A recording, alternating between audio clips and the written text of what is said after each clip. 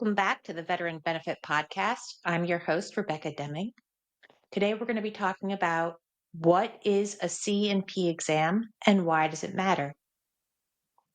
So let's dive right in. A C&P exam, C and P exam. I know some people think it's a letter N in the middle. It's a C and P exam. Is a compensation and pension exam. So this is an exam that VA orders as part of its development process when it's deciding your claims for VA disability benefits. So there are certain things that will trigger VA to schedule an exam. It's a pretty low bar. So we've talked before about the elements of service connection. You have to have a current diagnosed disability and you have to have something that happened in service.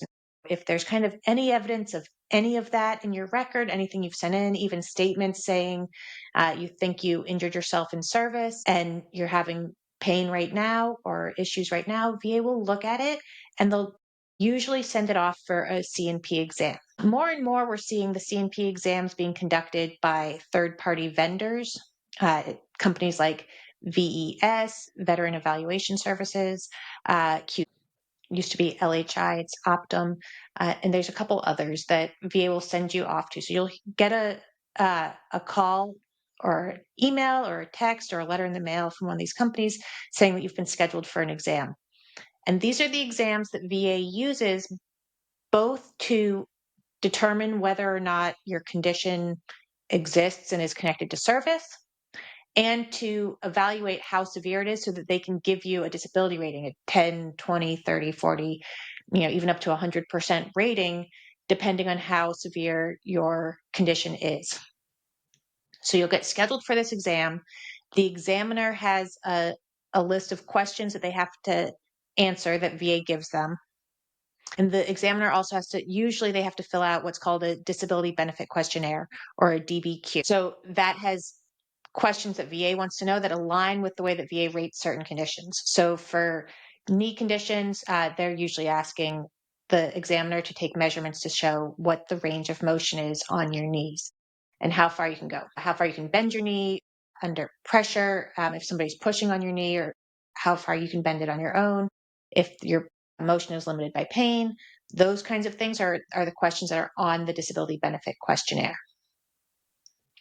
We usually recommend that our veterans go to these exams, even if you've already sent in evidence. Sometimes, in very rare circumstances, if you've sent in a very thorough private medical opinion, IMO, independent medical opinion, nexus letter, and you've had one of your treating doctors or somebody who's actually examined you fill out a disability benefit questionnaire, sometimes that evidence is sufficient and it's okay to tell VA you don't think that they need the extra development of a C&P exam. If you do that, there's a good chance the VA is just going to deny your claim, and you're going to be working on an appeal to explain why your private medical evidence was sufficient without going to VA's C&P exam. So sometimes that's a strategy move that people want to make. We can definitely get into that in future episodes about when to refuse to go to an exam. But typically, you do want to try to attend those exams. They're really an important piece of VA evaluating your claim and deciding whether or not your condition is service connected. Now, if VA denies stuff, of course, you can kind of regroup, determine if you need to get additional private medical opinions or additional exams to document your symptoms, what else might be missing. But at least from the beginning, it's good to really attend those exams and give VA a chance to get it right and evaluate your conditions. When you go into the exam, it's really important that you can explain to the examiner what your condition is like on its worst day. So if you're taking medications, you want to make sure you let the doctor know that you're taking medications. If you're taking anti-inflammatories or pain pills, you want to let the examiner know that you're on those pain management medications so that they don't just think that your symptoms are better on their own or non-existent. It's often helpful to take notes and bring notes in with you. I know people get kind of nervous when they go into their C&P exams and they forget to mention all the symptoms. If it's not a symptom that's showing up today, the day of your exam, it's easy to forget that in the moment. But if it had you laid up in bed last week, or if every time you eat this kind of food, your stomach reacts in this sort of way. You want to make sure you have those notes and you can remember to share those notes with the examiner. I have a lot of veterans that like to bring in a spouse or a family member, both as kind of an emotional support crutch during the exam, but also to help you remember certain symptoms or certain details that you might forget when you're under pressure when you're in the exam. So if the examiner says, "Have you ever had XYZ?" or "When was last time this happened to you?" It's easy to forget that about yourself, but having a spouse or somebody who's seen you can say, "No, no, you used to do, every night I noticed that you're not sleeping well, and you might be groggy and not realize that you're waking up 3 times in the middle of the night, but you're waking me up, so I know it's happening." So those kinds of things can be really helpful to have a family member help you remember and document the symptoms. Some examiners are more open to that than others in letting a family member in, but there's typically no harm in at least trying or bring them with you. The worst that can happen is that they have to wait outside in the car or wait in the lobby while you have your exam.